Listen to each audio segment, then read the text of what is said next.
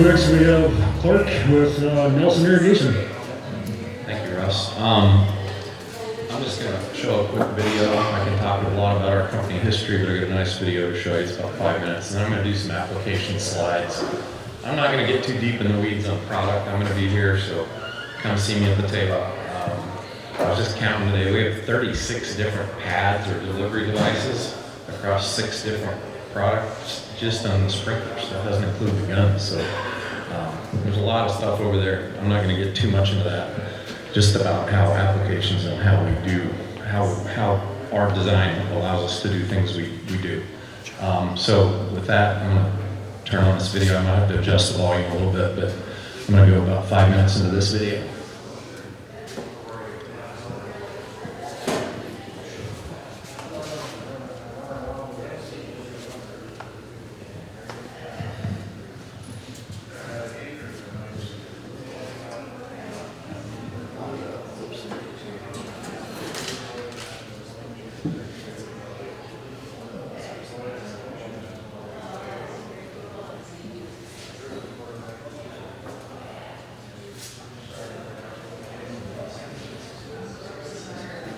I'll just let this go.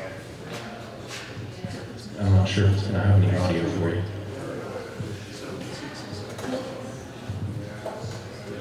I can kind of narrate since I don't have audio for some reason.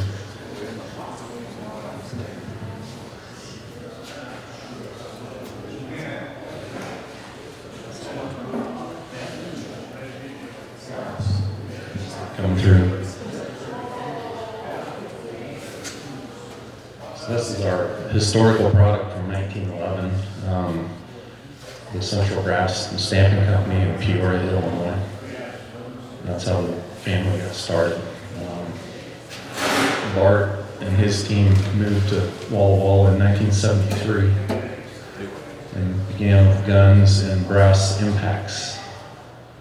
That was the 2 product lines that started the company. Of course, the guns are here, one back there. The rotator line came around in the early 1980s, and we still have that product line obviously today.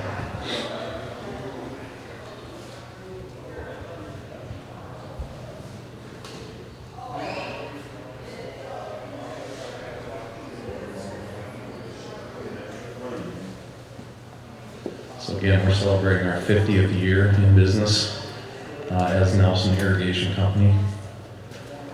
Located in Walla Walla. I'm just going to give you just an overview of the valley here, and then it'll focus in on some other things happening in our plant.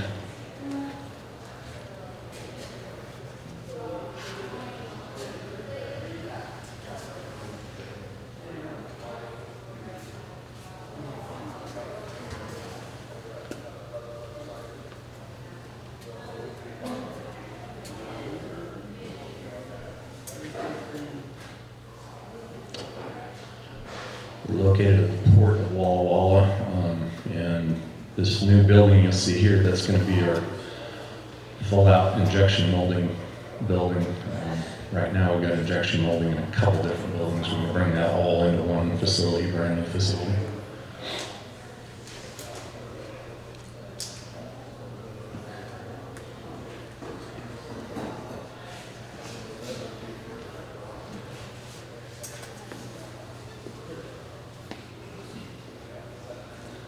Our plant is highly automated. You're not going to see a whole lot of that, but a few glimpses. There's a gun production area. That's a lot of solid set that we have, really mostly on the West Coast for vegetables and orchards, vineyards.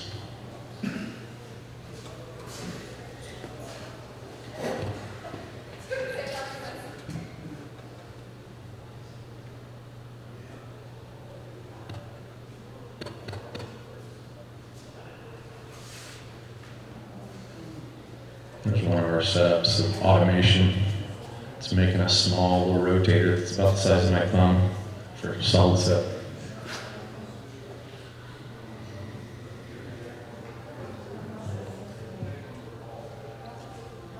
There's a typical solid set setup that has our valve and a twig, which is a radio controlled wireless system for solid set.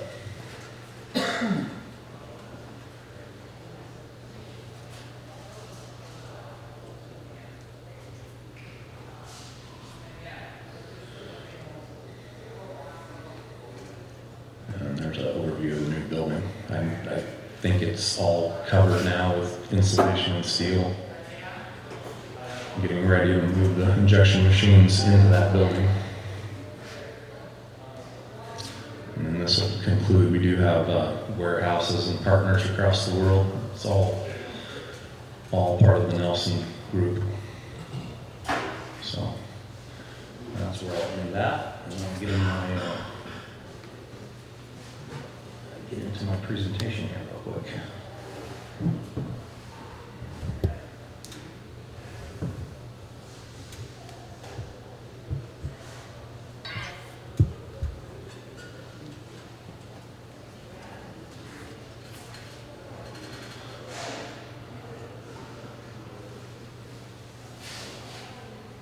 Okay.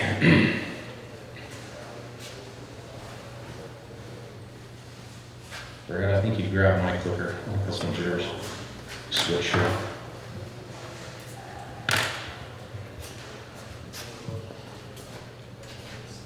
Yep. Oops. Okay. So, I'm a district manager with Nelson. I've been in the center pivot business for 22 years. The last 7 with Nelson. So, been around what we talk about as Nelson applications for a lot of years. So, hopefully some of this will be able to share you a little bit of how Nelson approaches applications. And there really is like I said, 36 different delivery paths across 6 different product lines. So there's a lot of different fits and a lot of different applications. So we look at pivot point in gun. We have, of course, in guns and control valves, and of course all of our pivot products as well. And control valves is a big part of our business as well. So uniformity advantage in the center pivot, of course, the efficiency that's there, the energy savings, low pressure, cost effective and really dependable with a little bit of maintenance. Center pivots are definitely the way to go. So on land, there's no single one piece of land underneath the center pivot it's flat as a pancake in one soil. It's just not there. So we try to do a lot of different things with soil types. You got crop types, you got topography, and how hot or how much rain do you get climatically. Big thing I'll talk about is runoff control, uniformity, yield grade, irrigation efficiency, and then of course the hydraulic design from pump to the end of the pivot. How that plays in. I'm not going to talk a lot about that. Those are the things that you have to look at when designing a pivot and designing a sprinkler package. So, when and how much water, save money, protect the groundwater, minimize pest disease problems, improve your quality and increase your yields. That's an extreme case, but you still have to manage how you apply that water. So here's, you might not be able to see this very well, but right here is the combination. Okay, so wheel tracks, mechanical or labor. So here would be this would be 5 1-inch applications, and we are 90% efficient in those net inches of application. So if you do 1-inch applications, so all of a sudden now we see some runoff, we see some water running around. And so the concept has been that, hey, we'll just speed it up. We'll speed it up to, instead of putting 1 inch down, we're gonna put down 1/2 inch. But how that affects your efficiency. So now I still want to do net 5, but I'm doing 10 applications, but I haven't changed, my efficiency still stays at 90%. 90%, or actually your efficiency goes down to 80%. So your net inches are still 90% efficient, but your 0.4. But across 5 more applications, you lose 10% of your efficiency. So that may not be the best case. Maybe we need a different device. Maybe we're not throwing that water far enough. It isn't always simple. The more we try, the further behind we go when we try to just speed that machine up and put less water down to prevent runoff. So uniformity, again, mitigate runoff, wetted diameter, maximum application time. This is the perfect infrared. There's really There's no burps or anything. As opposed to this one, you know, something you got runoff, you got stalls, you have runoff here, runoff here. So that's a real mess. The goal is to have this underneath your machine, and so you have to pay attention to a lot of little things. So a researcher we work with, or he studies all the sprinkler companies, et cetera, Dr. Bradley King, really elaborate testing to study applications across a lot of different soil types. But his conclusion is that drop size of the actual device is not a good selection criteria. However, wetted diameter is better. So in other words, wetted diameter becomes what we try to focus on, as well as, I mean, we have some smaller drop size stuff for specialty applications, but that's probably not right for most different soils, different slopes, the things we talk about. So how do we accomplish that? So you can kind of pick your favorite, but you know, bicyclists run in a row to cut wind. You know, they allow all those teammates to go faster together. You know, race cars will run about an 8-pack draft in those super speedways. And of course, you know how geese fly to cut wind for the next goose. So you can pick whatever you like there. But this is how we look at it. This is high-speed imagery. So we're able to establish throw distance by having those bigger droplets cut the wind. You know, again, you got bigger droplets, and then you have smaller infill droplets here.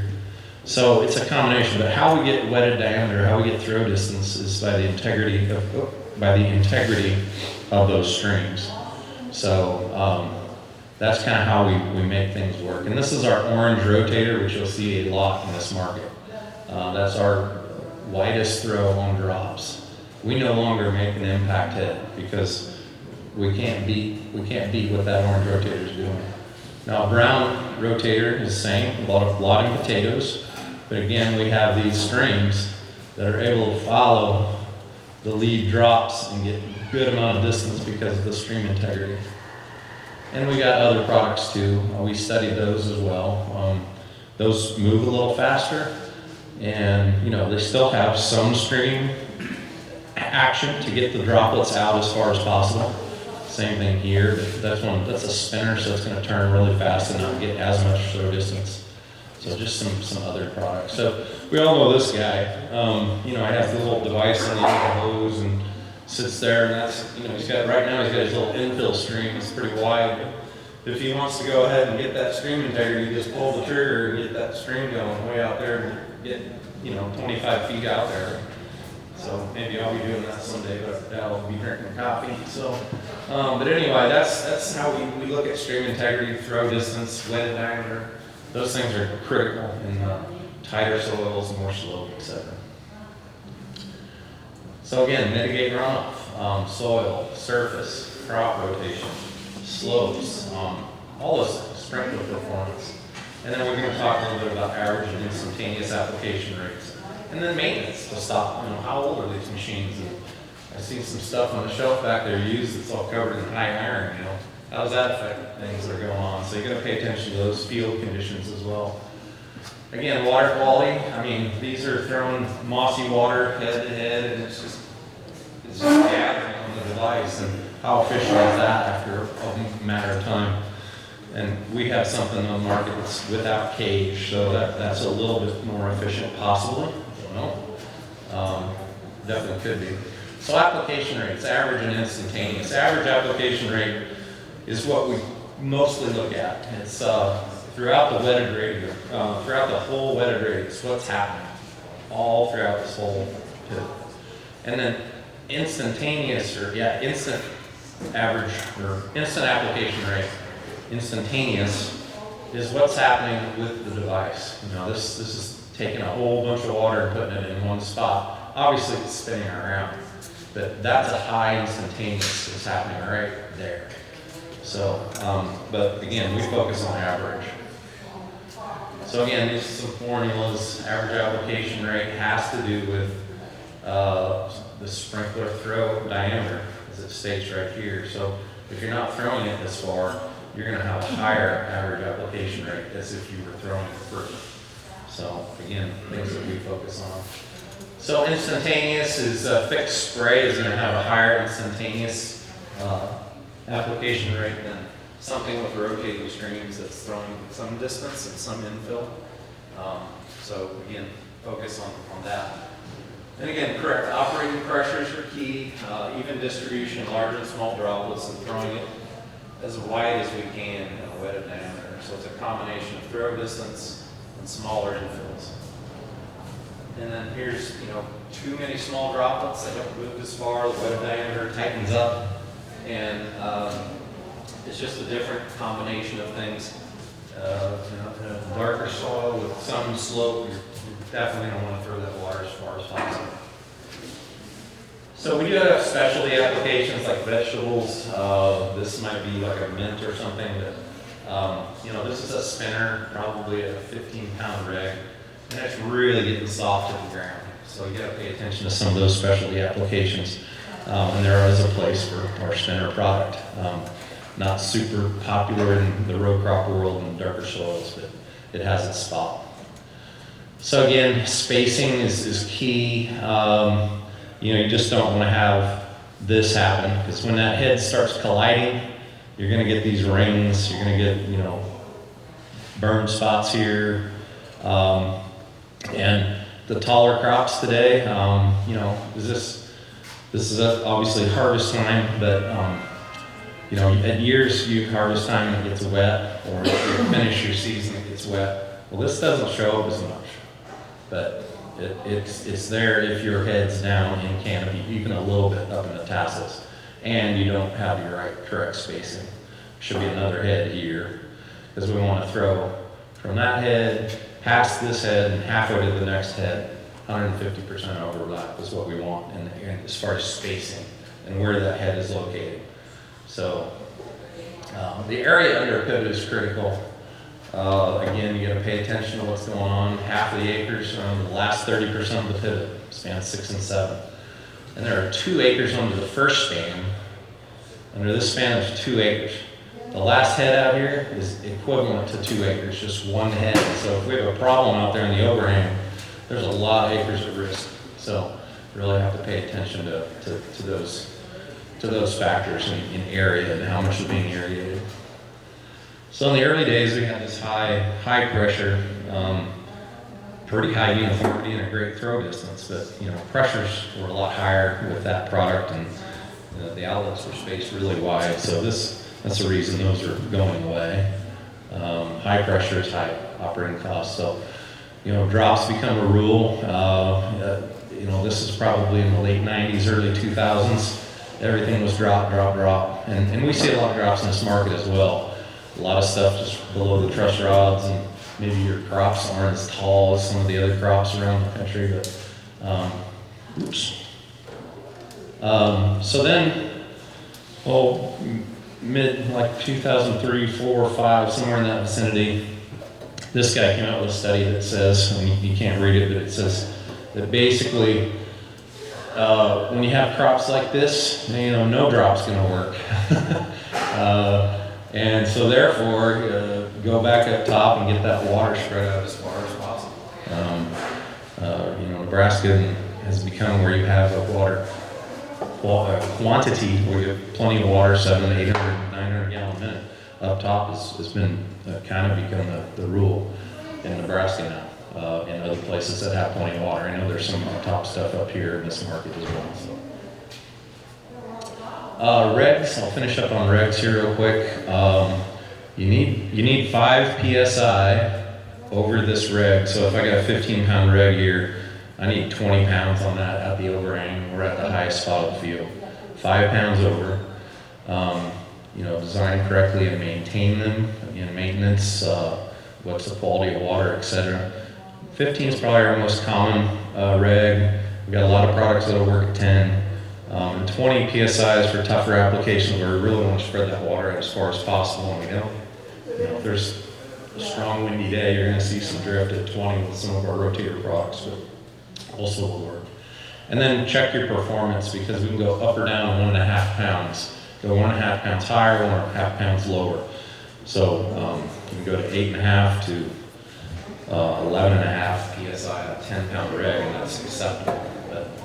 start getting either side of those pressure ratings, it's time to change, time for a change. So there's a lot of moving pieces and parts. We've got O-rings down here. We also have O-rings up here. A diaphragm, which is suspect to some sandy. If you're pumping sand, that diaphragm it's fairly a soft rubber. It can wear. And of course, the plunger has tight tolerances to the seals. And you know, there's a lot going on if you don't see, kind of out of sight, out of mind. So you need to check these. You need to check your pressure and see. Now we do have a new rig. It's an all-flow. It has a plunger that's 52% larger than anything on the market. So if you have some trashy water, this is the rig for you. And we are in full production on this and have been for about a year. So it's a great, great rig out there on the market. And I think I'll end right there. Again, we're the widest throw in windy conditions, either up top or on a drop with our rotators, and that's the reason we quit making an impact about 7-8 years ago. So, but I'll end there. I'm the guy standing between you and lunch. I don't want to cause any problems. So, any questions at all? How do you check where the regulator's working? You know, Russ can comment that you can fit in we got a little device you can stick in between the regulator and the delivery device. And it's got a little port on the side for a pressure gauge. So just randomly check a few. If you're getting in the vicinity of 10,000 hours plus on those regs, it's time to check them. If they're 12 to 15 years old, I just replace them. Now, I will comment that VRI is going to shorten that life, because instead of turning it on and put on an inch long and 3 days later you shut it off, well, now you're talking about thousands of cycles if you're individual head control. Even if you're zone control, you're talking about cycling that reg on off many, many times. So that's going to shorten the life. Every time you hit that little spring with pressure, it's going to add up. Now, we are working on a drop. We're working on what we call drain check regulator for VRI, and it will be coming. So it'll hold once it's operating. It opens. Pressure hits it. It opens up. When the pressure goes away, it closes and it holds the water in the drop. So at least you don't have, when that valve turns back on, you don't have that little empty gap of room, and that water comes down and hammers that regulator. So we're working on a drain check reg for drops, specifically for VRI. There's other applications that would be beneficial on VRI. So just food for thought. So thank you. And I'll be back here for more product questions. Kind of breeze through that. So, thanks, Russ. Thanks, Clark. Yeah, so thanks for your attention. I know there's a lot of information has been given here. Just one thing, Zematic is the leader in technology. And one thing that didn't get mentioned is there is a new FieldNet. It's completely going to be redesigned. It's coming, and once it's out, then I will be doing some more trainings. We have a conference room for that, so small groups we can run through and do trainings on those. VRI is getting more popular. Corner systems are top of the line right now. Zematic's just an awesome product to sell and service. We just really enjoy it. So with that, food is ready. If we just go in the showroom and go through the line, get your food, come back out to the tables, and then we will be drawing for some prizes, I think. So thank you everybody for coming, and enjoy the food.